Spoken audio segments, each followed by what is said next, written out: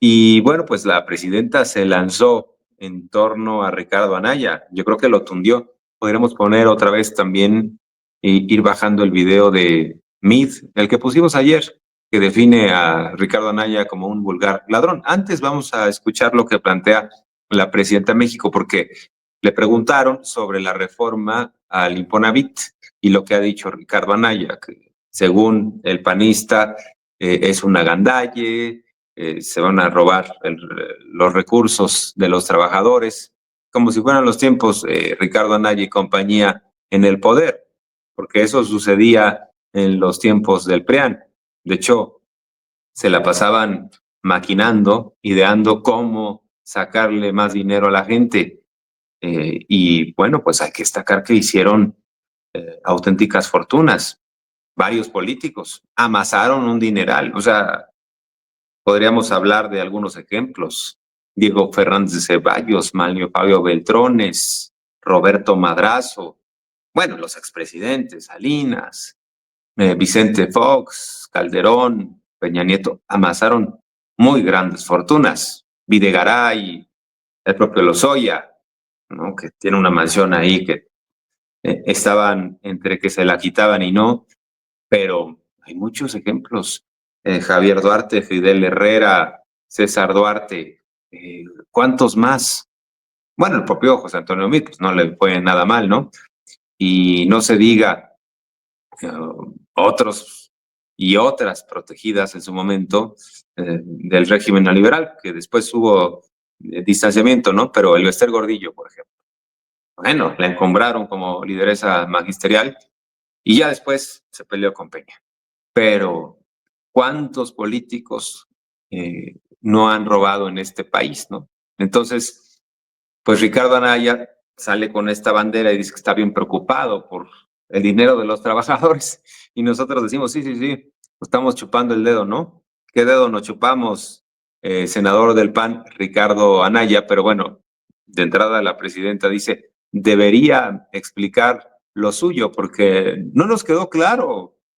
Hay que recordar que él cuando se va a Estados Unidos, cuando ahora sí que se nos peló, además lo hizo vía Tamaulipas, ahí gobernaba su amigo y protector Francisco Javier García Cabeza de Vaca, era el gobernador panista tamaulipeco en los tiempos de la fuga de Ricardo Anaya. Entonces, lo que se sabe es que tomó un avión privado, un vuelo privado y vámonos de Tamaulipas, no sé exactamente de qué ciudad, me parece que fue de Reynosa, pues lo sacaron ahí a Estados Unidos y se supone que pues él iba a ser requerido por un juez. Además, sí hubo una solicitud de audiencia para que explicara todo lo que se estaba imputando por parte del Ministerio Público y después ya no supimos qué sucedió porque no vino a México a dar la cara. No sé si todo fue por Zoom, si resolvió su problema a través del Zoom o de otras vías, ¿verdad? Que conocemos cómo se resuelven de pronto ciertos problemas en México y sobre todo en el Poder Judicial, ¿no? Decía López Obrador, lo que no suena lógico suena metálico. Total que una explicación pública no dio Ricardo Anaya. Solo en su momento sacó un video donde había una serie de cajas del expediente y obviamente se tiraba al drama, decía, soy la víctima, vean, me quieren atacar solo por ser tan buen político, ¿no? Seguramente. Pero bueno, entonces dice la presidenta que explique. Y además la presidenta explica los alcances de la reforma al Infonavit. ¿Para qué se está reformando el Infonavit? Para que haya transparencia en el uso de los recursos, para que pueda construir vivienda social a bajo costo, no viviendas huevito, no viviendas inhabitables, quién sabe dónde, porque pues eran tales las trácalas del régimen neoliberal que incluso se daban créditos para que la gente adquiriera vivienda quién sabe dónde, y ni siquiera había energía eléctrica, ni siquiera había agua potable. Y daban ahí un contrato a un amigo, contratista, un constructor, ahí hacía o medio hacía unas casitas inhabitables. Así que de ahí venimos y tenemos memoria. Pero vamos a escuchar lo que planteó la presidenta de México sobre Anaya y sobre esta reforma importantísima al Infonavit. Además, hay que destacar que los panistas, lo hemos dicho en este espacio una y otra vez, mintieron en el proceso electoral, decían que estaban a favor de los programas sociales, y después Marco Cortés, que yo creo que es bastante ingenuo, o sea, ya sabemos que no es nada inteligente porque Marco Cortés en su momento se dio un balazo en el pie, ¿no? Tuvo el cinismo de publicar un acuerdo que tenía con Alito de una repartición del botín en Coahuila, secretarías, órganos autónomos, entre comillas, notarías, de todo, hasta que un magistrado siguiera ahí en Coahuila, o sea, se habían repartido de todo, y lo publicó, y dijo que era un acto de honestidad publicar eso, es increíble, pero bueno, el propio Marco Cortés fue el que dijo que pues nunca han estado en favor de los programas sociales y sobre esto se los tundió la presidenta de México. Hombre, tiene muchas cosas que aclarar, ¿no? Como que empiece por aclarar lo suyo primero antes. Y pues justo eso que yo creo que... Es falso lo que dicen los panistas, en general, no solamente en el caso del Infonavit, sino en general. Hay mucha hipocresía. Repetimos el caso más evidente, el de los programas sociales. Se la pasaron toda la campaña diciendo que ellos estaban a favor de los programas sociales. Después de la elección, al siguiente semana, el presidente del PAN estaba diciendo que ellos siempre habían estado en contra de los programas sociales, que su error fue haber dicho que estaban a favor.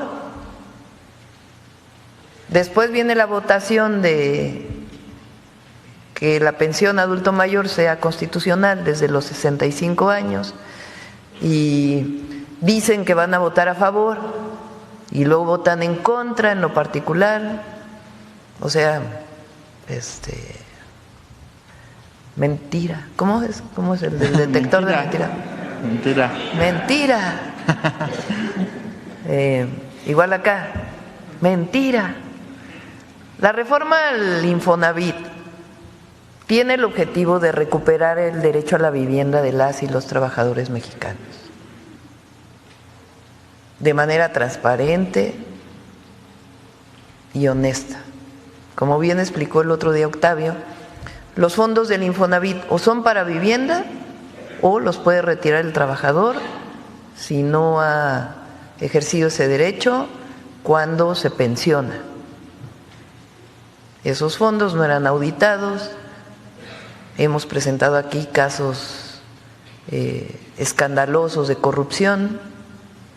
Entonces ahora, ¿qué es lo que va a ocurrir? Pues el Infonavit va a construir más vivienda accesible para los trabajadores que ganan menos, se va a resguardar el recurso, va a ser transparente, va a ser auditable y se cumple pues con el principio constitucional del derecho a la vivienda de las y los trabajadores mexicanos. Bueno, pues a propósito de las mentiras, descartó la presidenta de México que Nissan se vaya a ir del país por los aranceles del presidente Donald Trump. Por ahí alguien planteó que supuestamente el CEO de Nissan habría declarado que si quedaban firmes los aranceles al acero de Trump en México, podría retirar sus plantas del país. Yo la verdad es que no conozco esa declaración, me gustaría leerla, no la he leído. También se me hace muy extraño el planteamiento, porque Nissan vende muchos automóviles en México. Entonces, irse del país, quitar una de sus plantas y debilitar su presencia en un mercado tan importante como es nuestro territorio, pues me parece que no tendría mayor sentido. Además, ya sabemos que Trump se está yendo sobre todo mundo, o sea, está aventándose parejo en el tema de los aranceles al acero, aventándose sobre México, Canadá, Corea del Sur. Bueno, son aranceles a todas las importaciones de acero de los Estados Unidos. Entonces no tiene sentido eso. Yo la verdad es que pongo en duda que el CEO de Nissan haya planteado salirse del país si avanzaban estos aranceles. De cualquier manera, la presidenta también pues está muy tranquila y dice, ¿cómo se van a ir si Nissan tiene una de sus plantas más grandes del mundo en México? Y bueno, pues sí, tiene un gran mercado aquí. O sea, irse por los aranceles de Trump no tiene, insisto, mucho sentido, pero la presidenta sigue mandando estos mensajes de tranquilidad. Yo creo que los de Nissan no comen lumbre, no pasaría eso de que se irían. Pero bueno, sí, algunas armadoras están yendo de Argentina. Esa es otra historia, porque Milei prometió muy buenas condiciones para las empresas privadas y pues no hay buenas condiciones ni para las empresas privadas, ni para la gente, ni para el pueblo argentino hasta ahora. Bueno, vamos a escuchar a la presidenta sobre el tema de Nissan. No, hombre, Nissan tiene una planta grandísima en Aguascalientes. Sí, precisamente. La mayoría, fíjense, interesante, porque me tocó, en campaña fui a esa planta. Es muy interesante, las plantas automotrices tienen un nivel de robotización muy impresionante. Son plantas de última tecnología las que están en México. La mayoría de la producción de Nissan, de esa planta, es para el mercado nacional.